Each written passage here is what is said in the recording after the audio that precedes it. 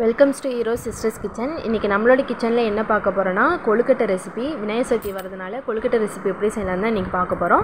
ரொம்பவே ஈஸியாக சிம்பிளாக செஞ்சுருக்கோம். எப்படி செய்யலாங்கிறத இந்த வீடியோ மூலமாக பார்க்கலாம். இப்போ வாங்க வீடியோக்குள்ளே போகலாம்.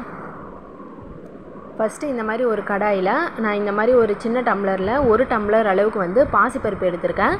இப்போ அதை வந்து இந்த கடாயில் ஆட் பண்ணிடலாம். ஆட் பண்ணிவிட்டு ஓரளவுக்கு வந்து லைட்டாக ப்ரௌன் ஆகிற வரைக்கும் நம்ம வந்து இதை வறுத்து எடுத்துக்கணும். இப்போ இது நம்ம லைட்டாக ப்ரௌன் ஆகட்டும். இப்போ பாசிப்பருப்பு வந்து நல்லா ப்ரௌன் ஆகிடுச்சு, நான் எடுத்து வச்சிட்டேன். இப்போ அதே கடாயில் வந்து நான் இந்த மாதிரி ஒரு 2 கப் அளவு வந்து அரிசி மாவு எடுத்திருக்கேன். இதுவும் வந்து லைட்டாக ஓரளவுக்கு ப்ரௌன் ஆகணும். அந்த மாதிரி இதையும் வந்து நம்ம வறுத்து எடுத்துடலாம்.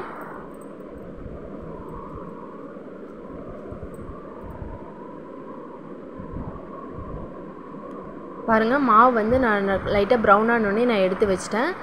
இந்த அளவுக்கு நம்மளுக்கு வந்து ப்ரௌன் ஆனால் போதும். இப்போ நம்மளோட மாவு வந்து ரெடியாக இருக்குது.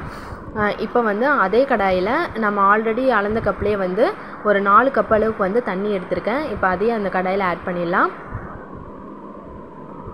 நான் இன்றைக்கி வந்து ஒரே கப்பு தான் எடுத்திருக்கேன். அந்த கப்லேயே தான் எல்லாத்தையும் நான் அளந்து போட்டிருக்கேன். இப்போ வந்து அதே கப்பில் வந்து நான் 2 கப் அளவுக்கு வந்து வெல்லம் எடுத்திருக்கேன். நான் குண்டு வெல்லம் இருந்தாலும் சேர்த்துக்குங்க. இப்போ வந்து 2 கப் அளவுக்கு வந்து வெல்லம் சேர்த்துருக்கேன். நீங்கள் வந்து வெல்லத்தை வந்து நல்லா தண்ணியில் கரைச்சிட்டு வடிகட்டி எடுத்துக்கோங்க. மண் இருந்தால் கூட வந்துடும். இந்த மாதிரி வடிகட்டி நான் எடுத்து வச்சாச்சு. இப்போ வந்து ஒரு 1/4 டீஸ்பூன் வந்து நான் உப்பு சேர்த்துருக்கேன். உப்பு சேர்த்தோன்னே இதோட வந்து 1 டேபிள் ஸ்பூன் வந்து ஒரு ஏலக்காய் தூள் சேர்த்துருக்கேன். இப்போ சேர்த்துட்டு இது வந்து நல்லா தண்ணி வந்து நல்லா கொதிக்கணும்.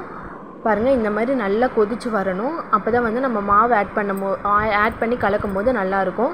தண்ணி கொதிக்காமலே ஒரு சில பேர் ஆட் பண்ணிடுவாங்க, அப்புறம் கொழுக்கட்டை நல்லா வரலன்னு சொல்லுவாங்க. அதனால் நீங்கள் வந்து தண்ணி நல்லா கொதிக்கும் போது வந்து மாவு ஆட் பண்ணுங்கள். இப்போ வந்து நம்ம வறுத்து வச்சுருக்க அரிசி மாவு வந்து இந்த மாதிரி கொஞ்சம் கொஞ்சமாக சேர்த்து நம்ம வந்து கிளறி விட்டுட்டே இருக்கணும். இப்போ வந்து கொஞ்சம் கொஞ்சமாக சேர்த்து நம்ம வந்து கிளறி விட்டுடலாம். இப்போ இதோட வந்து நம்ம வறுத்து வச்சுருக்க பாசிப்பருப்பையும் சேர்த்து எல்லாமே வந்து நல்லா கலந்து வரணும். அந்த அளவுக்கு வந்து நம்ம எல்லாத்தையும் கலந்து விட்டுடலாம். நம்மளோட மாவு எல்லாமே மிக்ஸ் ஆகி வந்திருக்கு. இப்போ இதோட வந்து ஒரு 2 டேபிள் ஸ்பூன் வந்து நெய் விட்டுருக்கேன். நெய் விட்டுட்டு இப்போ அதையும் வந்து நல்லா கலந்து விட்டுடலாம்.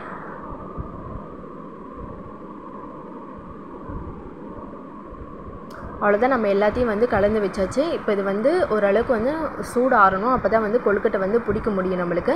இப்போ வந்து ஓரளவுக்கு வந்து நல்லா சூடு ஆறட்டும். இப்போ இந்த மாவோடையும் வந்து நான் தேங்காய் துண்டு சேர்த்துருக்கேன். அது வந்து டேஸ்ட் கொஞ்சம் நல்லாயிருக்கும், அதுக்காக சேர்த்துருக்கேன். இப்போ வந்து நம்ம கொழுக்கட்டை பிடிக்க ஆரம்பிக்கலாம். எங்கள் அம்மா ஒரு கொழுக்கட்டை பிடிச்சி கொடுத்துட்டாங்க. அதனால் எங்கள் பாப்பா வேறு எடுத்து சாப்பிட்ருக்குறா. ரொம்ப டேஸ்ட்டாக இருக்கும் மாட்டிருக்குது. நாங்கள் வேறு வீடியோ எடுக்கிறேன்னு எங்களையே பார்த்துட்டே இருக்கிறா, என்னமோ பண்ணுறாங்களே அப்படின்னு சொல்லிட்டு. கொழுக்கட்டை வந்து ரொம்ப டேஸ்ட்டாக இருந்துச்சுன்னா அதை இந்தமாதிரி ஒரு ஷேக் பண்ணுவாங்க. இப்போ வந்து நம்ம வந்து கொழுக்கட்டை பிடிக்க ஆரம்பிச்சிடலாம். இந்த மாதிரி சின்னதாக ஒரு உருண்டை பிடிச்சி இந்த மாதிரி கையில் நல்லா ப்ரெஸ் பண்ணி நீங்கள் எடுக்கணும். விரிசல்லாம் எதுவும் விடாமல் எடுத்தால் தான் நம்மளுக்கு வந்து கொழுக்கட்டை வந்து கரெக்டான ஒரு ஷேப்பில் இருக்கும். இந்த மாதிரி பிடிக்கணும்.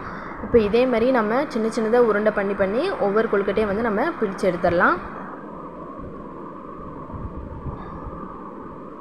பாருங்கள், இந்த மாதிரி இருக்கணும். நம்ம தேங்காயெல்லாம் போட்டிருக்கங்காட்டி இந்த மாதிரி மேலே தெரியும் போது அது கொஞ்சம் பார்க்குறதுக்கு நல்லாயிருக்கும், அதுக்காக சேர்த்துருக்கேன்.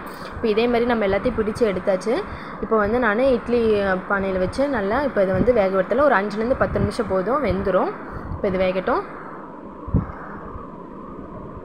பாருங்கள், நான் 5லேருந்து 10 நிமிஷம் ஆயிடுச்சு. இப்போ வந்து நான் கொழுக்கட்டை வந்து வெந்துருச்சு. இப்படி வெந்துச்சா இல்லையான்னு பார்க்குறதுக்காக இந்த மாதிரி நீங்கள் வந்து புட்டு பார்த்திங்கனாலே தெரியும் மாவு வந்து வெந்துருச்சான்னு. இப்போ நம்மளோட கொழுக்கட்டை வந்து நல்லாவே வந்துருச்சு. அவ்வளோதான், நம்மளோட கொழுக்கட்டை வந்து சூப்பராக ரெடி ஆயிடுச்சு. ரொம்பவே அதிகமான வேலை இல்லை, சீக்கிரமாகவே செஞ்சுருக்கோம், சிம்பிளாக செஞ்சுருக்கோம். அதுவும் இல்லாமல் இந்த மாதிரி செஞ்சிங்கன்னா நீங்கள் வந்து வீட்டில் வந்து இன்னும் ஒரு 2-3 கொழுக்கட்டை கூட நீங்கள் எக்ஸ்ட்ரா செய்யலாம். கண்டிப்பாக நீங்களும் வீட்டில் ட்ரை பண்ணி பாருங்கள், எல்லாத்துக்குமே ரொம்ப பிடிக்கும்.